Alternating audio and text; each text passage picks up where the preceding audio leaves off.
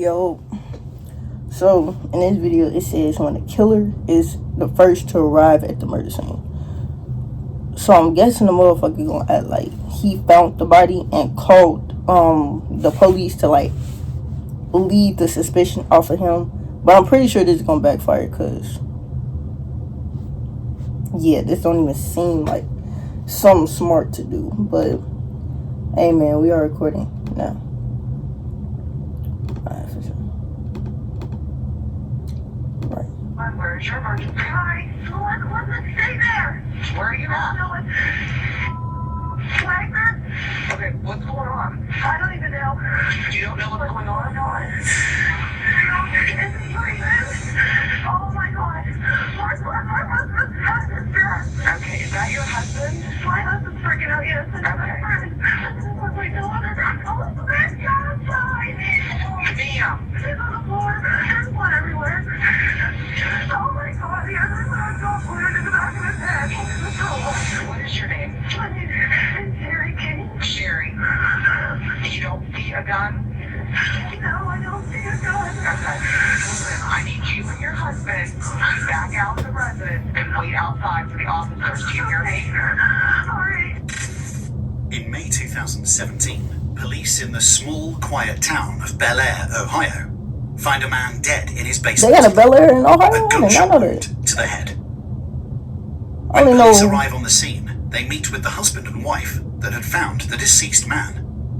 David Kinney and his wife Cherry are longtime friends of the victim, 43-year-old Brad McGarry. R.I.P. bro. I can't believe it. They the ones that killed him. They killed him. I don't know why, but they did.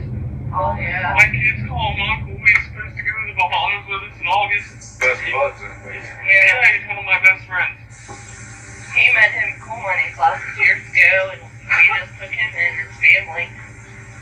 I'm trying not to freak out. I'm sorry. I can't not see him, man. I'm not supposed to see that, man. How you coming out here?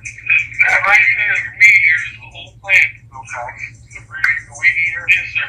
We come to the basement door and knock. Because my daughter knocked on the front door. I told her, I said, Sis, go knock on the back door. She went up and knocked on the back door. The door was open. I went up right behind her. I noticed that the kitchen was scattered. There was stuff all over there. I told my wife and said, Cherry, something's wrong. When the police look in the basement, they find the body of Brad McGarry lying face down on the floor with a pool of blood around his head. Brad McGarry was an openly gay man in a small conservative neighborhood. His friends state that he had just ended a relationship with a man named Scotty, but they didn't know his last name. They stayed with him, I guess. I mean, if it's a small conservative town and Scotty lives in the town, it's not gonna be that hard to find Scotty. Well, yeah. Who's the guy?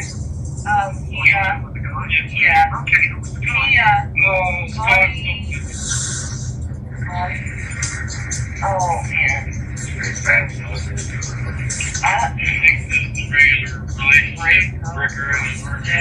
While looking around the house, police noticed that it appears to have been ransacked. Oddly enough, they noticed that nothing has actually been taken. There were multiple newer phones lying around, a large TV, and even money on the floor. Police are convinced that the robbery was staged. Yeah. The next thought is that it was suicide. When the coroner arrives, he starts taking a look To at the Brad's back of body. his head? It is apparent that there is a Most people gunshot do wound this. to the head, so he Right? asks if I'm there not- was I a know- gun found anywhere, but no To the gun was back of the head found. is kind of, that's a new Since one. oftentimes suicide victims fall on top of the gun after committing the act, police roll the body over, but they still do not find a Find the gun. gun. Yeah. They flipped him over and didn't see the gun. And if that's the case, it wasn't a suicide. Right. He's a rigger. Well, I cannot be a police officer and like have to look at all this Detectives shit. begin interviewing friends and family of Brad right away, trying to form a timeline and gain as much information as possible as to who may have done this. After getting the full name of Scotty Butler, Brad's recently ex-boyfriend, they head to his house right away to interrogate him. When detectives arrive at the house, his mother answers the door and states that Scotty has been in jail for the past 3 months for violating So his it couldn't be probation. Scotty. Scotty Butler is no longer a suspect, Right. as he had a solid alibi. It couldn't be him. He's in Detectives jail. decide to take a look around the neighborhood to see if there are any cameras filming towards Brad's house. Thankfully, one neighbor had a camera that faced towards the street near Brad's house. They would be able to see who came and went from the house. While reviewing the camera footage, they continued to interview friends and family. David had taken some pictures and screenshots that could help detectives in the investigation, so they took his phone to copy the information. The issue the detective is having at this moment is that just the night before, Brad's cousin said something that completely changed the direction of the investigation. Sunday, we went to Grammy's. We were sitting around the table, it was just me and Brad and Heather, which is another cousin of mine, and he made a comment how this DJ guy, he was coming over. Brad's intent was it was romantic. He made a joke about taking a nap, and it wasn't taking a nap. He was insinuating that they were having sex, Right. like quotation marks. This was Sunday. He was killed. Yes, What time did he leave? between 1:30 and 2. Really? Yes, he was supposed I to. heard that. He was dropping all the tuxes off. I also know that he was very Who experienced. told you that? Brad did. Brad told you. So Brad was I the. didn't know. What's some mistress for a dude though? The mister. He From was what the I mister. understand, the two of them, Brad and DJ, kind of, I don't know if they laid low or they completely broke up. I guess they call him DJ or David Kenny. Really? Yes, the only guy. Now, if y'all was not paying attention, right? David Kenny is the best friend. You remember the wife that had called the police at Sherry Kenny? David Kenny is the best friend. But he want to go by DJ, try to be slick. You slick piece of shit. This is the only guy he's ever told me about. Wow. It's just expedite. That's him. That's him. The detectives made David believe they took his phone for the pictures he had, but the truth was they were tracking where his phone was when Brad was murdered, as well as finding proof that him and Brad had a relationship beyond friends. Wow. When So they he's took a look at his DL. phone, even though he has deleted everything, they are able to see the text messages between David and Brad. Right. Evidence shows that they were in fact in a In sexual a relationship. relationship. Okay. Alright, so if you're That just took a twist. in the last year, I just thought he just killed them. I didn't know that he had a relationship with him. Maybe. Okay, I'm about to make my theory, and we gonna see if they gonna tell like the theory behind why David killed him. I think personally that maybe Brad was being fed up of being a mister, and so he was like, "Well, I'm about to go tell Sherry," and David didn't like that, and so he killed them. Like that's my They theory. review Though. the phone history and find that David's phone was directly at Brad's house at the time of the murder. They also discover, while reviewing the neighbor's CCTV footage, that David had driven to Brad's right before the murder in his wife's car, then left 40 minutes later. David would then appear again hours later in his truck with his family, Right. delivering the weed eater Brad supposedly wanted to He borrow. thought he was slick with that shit. Police know that David was there when Brad was killed. He thought he was Now slick they with need that to shit. work to get the truth out of David. Right. Where's your phone going to be at Brad's house that's going to get killed? It's past 3. I was on set when Brad was killed. It's like Brad's house. Yes, sir. it's like at that point when you get like when they know that when you know that they know, because obviously they're asking these questions because they want the truth out of you. Once you know that you just got caught, it's like at that point just give up. Like just give up. What more can you say? Your phone was there at the time of the murder. They saw you leave 40 minutes after you got there, sir, and then come back hours later with your family in your truck. At that point, just give it up. Just give it up. Just say you killed him. Like there's nothing more you could say. You know exactly when he was killed.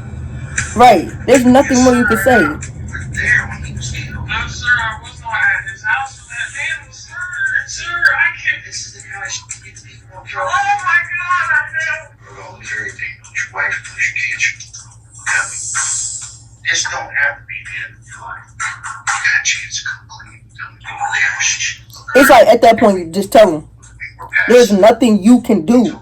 There is nothing you can do. There's nothing you can say. There's like nothing. He had another guy with him. Oh, he got I don't jealous. know who he was. I don't know name. I'm swearing on everything. What happened next? They went in the garage. It's okay.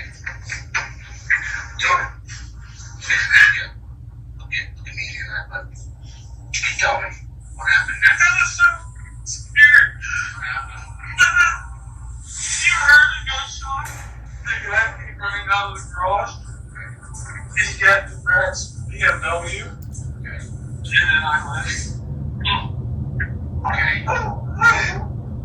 I'm so scared. There's a couple things you need to know. Brad's front seat in the Beamer was full of stuff that he brought from the wedding. Yes, sir. And now the passenger.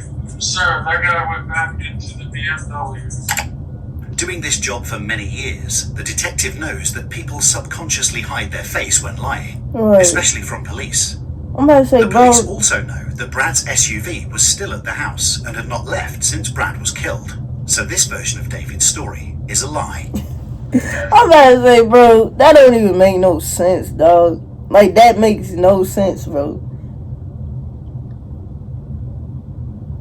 Because let's talk about it. If you were there, right, when this supposed mystery man murdered your lover and best friend, you would have called the police as soon as it happened. You wouldn't have waited hours.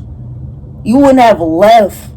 Came back hours later with your family acting like you was bringing something so you can fucking have an alibi and shit, nigga. You killed him. Like, that makes no sense. Your story is not adding up, because if you were there the time that he really got murdered, you would have called the police as soon as it happened. You wouldn't even have waited. You wouldn't even have went home type shit. The house. I'm telling you to go on the street. No, you're not. You're lying. There probably was another man there, but he wasn't the man that killed him.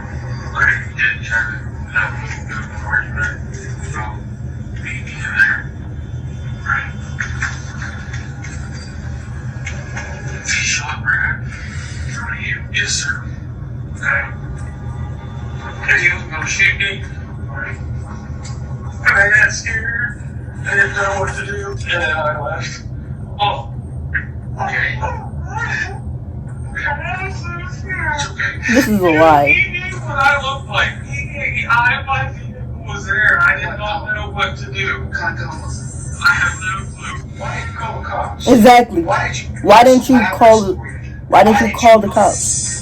You put your own daughter in that basement with that boss. You did that. Yes, sir. You knew he was down there. Shoot. Damn it. What's you doing your family? Sir, I am. Tell me what happened. I did not kill him. Yes, You knew Brad was dead? And you brought your I did not know he was dead. Like, it's like he's lying so much to the point that it's like, it's crazy. It's honestly crazy, bro. The detective now creates a false... It's crazy because, like, bro. And that's fucked up that you sent your daughter down there knowing that man was dead. Knowing that man was dead because you killed him. And you still trying to lie. This is crazy, become bro. more comfortable with opening up about what happened. Even though the detective knows David will lie again, he also knows that the truth is getting closer. I'm gonna tell you something. Sometimes when bad shit happens, people panic. Okay? I got a theory. I think it might have been an accident. I think that maybe somebody was f***ing around and accidentally shot him. They panicked. Didn't think anybody believed. Was it an accident? Am I right? Drop all this shit and just let it out. Exactly. You keep trying to... Brad deserves it. Brad's family deserves it. Your wife deserves it. Your kids deserve it. Brad didn't want to be leaving away for a while. Yo, I was right. Oh my God. Yo, I was... Yes. I was right. I was right. I was right. Yes. I knew that shit. I'm like, he didn't want to be the mister no more. And he was getting fed up with being the mister. He wanted him to leave his wife. Yes. I love my wife and kids to death. You love Brad too. I did. I mean, Sometimes you think about leaving your wife, right? Okay. I told him numerous times that I'm not leaving my wife. Kept me and smacked me around a couple times. He said, if you end all of this now, I'm done with you forever. You don't roll out with me. You don't kind of like up in my face. He had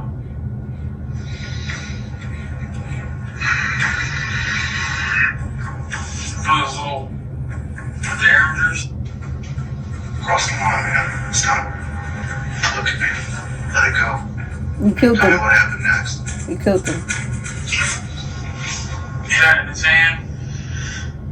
Just kind of like waving it at me, you know what I mean? Telling me, you know, you're up, I'm tired of you, I can't think my emotions this long and just to call it quits. He kept waving it at me, so I grabbed it. Then you shot him. What happened after you grabbed it? And I pushed him. Okay. And what happened? So I shot him. Yeah. After this statement, David stops talking and asks for a lawyer. And even though he says he shot Brad, he will go to court pleading not guilty. But you admitted it, though. In February 2018, David was convicted of aggravated murder with a gun specification. If this man was able to do an assassin's job to someone he loved and his best friend, what could he do to his enemy or someone who opposed him? Kenny, for his part, did offer a brief apology in court, although he made neither an admission nor did he offer an explanation. I would like to apologize to your family for all the hurt and pain that I Pathetic is hilarious. and meant for any of this to happen, and I wish I could take it all back. I know all the apologies in the world will never bring him back. I was right. I knew it. I'm like, probably was telling him leave his wife, didn't want to do it. They got into it and he shot him. But it's like, killing him was not justifiable, because once he got the gun in his hand, he could have just like left it at that, and you know what I'm saying, like just walked away from him. Like, he didn't have to kill old boy. Eventually Brad was gonna get over it and he was gonna move on to another dude. Like, it's so many other niggas in this world. Killing him was like not the way that it had to end.